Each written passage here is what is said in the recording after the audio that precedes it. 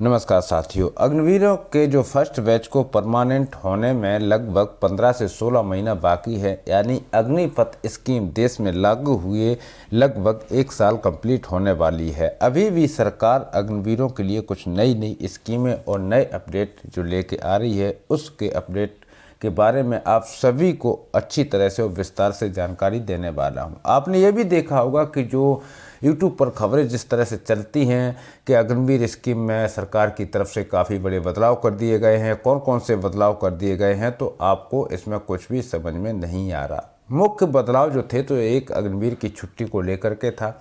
एक अग्निवीर की जो 25% सीमा रखी गई थी, यानी 25% को परमानेंट करेंगे, उसको लेकर के था।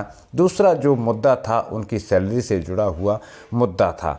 और तीसरा जो मुद्दा था, जैसे कि 4 साल का जो ड्यूरेशन है उसको बढ़ाने पर भी विचार चल रहा था। तो इन खबरों पर रियल में क्या हुआ, क्या अंदर की बात आप लोगों को मालूम है, नहीं मालूम है, तो आज का इस वीडियो में आप पूरा देख लेंगे कि सरकार ने इस स्कीम को लेकर के और जो चर्चा चल रही थी उसको लेकर के अभी तक क्या क्या सुधार किए हैं। तो दोस्तों, वीडियो में आगे बढ़ने से पहले आप सभी भाइयों से एक छोटी सी गुजारिश है, यदि आप चैनल पर नए हैं तो चैनल को जरूर सब्सक्राइब कर लें, बेल आइकन को ऑल पर प्रेस कर दें, जिससे कि आने वाले हर वीडियो की अपडेट आप तक पहुंचती रहे। दोस्तों, जैसे कि आप सभी को ये भी मालूम है कि लगभग 4 से 5 महीना हो चुके हैं मैंने इस चैनल पर कोई भी वीडियो अपलोड नहीं किया है कि सरकार की जो पॉलिसियाँ थी वो अग्निवीरों के खिलाफ थी। और सरकार जिस तरह से कह रही थी कि अग्निवीरों की छुट्टी में बढ़ोतरी की जाए। आप सभी को मालूम है कि जब एक बच्चा अपने माँ बाप से दूर होता है तो उसके लिए 1 महीना घर पर रहना और 11 महीना सेना के साथ काम करना एक बहुत बड़ा ड्यूरेशन हो जाता है और उसके लिए ये कठिनाई का विषय बन जाता है। सरकार का प्रावधान था कि अग्निवीरों की छुट्टी में इजाफा जरूर किया जाए। सरकार ने काफ़ी सारे रिसर्च भी किए, जैसे कि इंडियन आर्मी, नेवी, एयरफोर्स, तीनों सेनाओं के सेना अध्यक्ष से छुट्टी के विषय में गंभीरता से बात किया तो समाधान निकला कि जो 1 महीना का छुट्टी ड्यूरेशन है उसको 15-15 दिन 2 बार में अग्निवीरों को लीव भेजा जाए। वहीं पर अगर बात करूं तो 4 दिन की अग्निवीरों की छुट्टी में भी इजाफा हुआ है, यानी पहले जो अग्निवीरों को लीव दी जाती थी वह 30 डेज दी जाती थी, लेकिन अभी 34 लीव मिलने लगी है। अगर बात करूं जो 25% से बढ़ाने का कोटे पर बात की गई थी, तो आपको मैं बता दूं कि सरकार की तरफ से जो स्कीम लॉन्च की गई थी उस समय जो प्रावधान रखा गया था कि सेना में 25% को परमानेंट किया जाएगा और 75% को वापसी घर भेजा जाएगा। सरकार की तरफ से काफ़ी कुछ अपडेटें चल रही थी और काफ़ी सारी जो अपडेटें हैं वह यूट्यूब पर भी आप सभी के पास पहुंची हैं, लेकिन सरकार की तरफ से इसमें कोई भी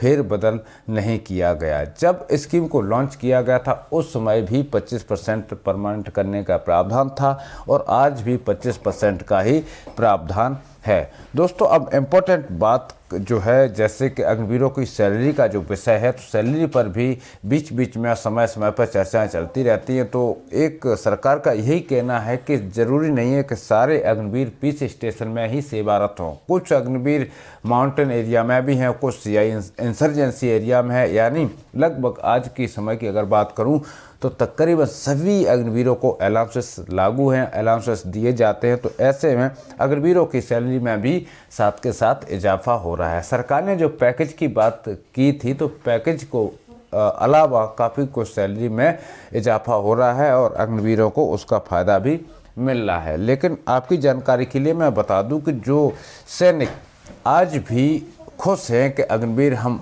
आ चुके हों, सेना में परमानेंट होने की प्रोसेस पे हैं, तो आपकी जानकारी के लिए एक बात आपको मालूम होना चाहिए कि अग्निवीर प्रोसेस जो परमानेंट के लिए कैसे की जाती है, उसके लिए क्या क्या क्राइटेरिया चाहिए, शायद ये काफ़ी अग्निवीरों को नहीं मालूम होगा। जो युवा अभी सेना में जाने के लिए तत्पर हैं और वह अग्निवीर बन जाएंगे, उसके बाद धीरे धीरे उनको सब कुछ मालूम पड़ जाएगा। लेकिन जो युवा अग्निवीर की भर्ती देख रहे हैं उनको सिर्फ एक ही बात मालूम है कि फिजिकल के आधार पर जो हम परमानेंट होंगे तो उसमें सबसे अहम मुद्दा होगा फिजिकल। तो आपको मैं बता दूं कि इसमें बहुत कुछ देखा जाएगा, आपकी जो क्या क्या क्राइटेरिया हो सकती है परमानेंट होने के लिए, उस विषय पर भी हम अगले वीडियो में बातचीत करेंगे कि आपको परमानेंट यदि होना है, यदि आप अग्निवीर हैं तो आपको क्या क्या करना चाहिए और कैसे आप परमानेंट हो सकते हैं।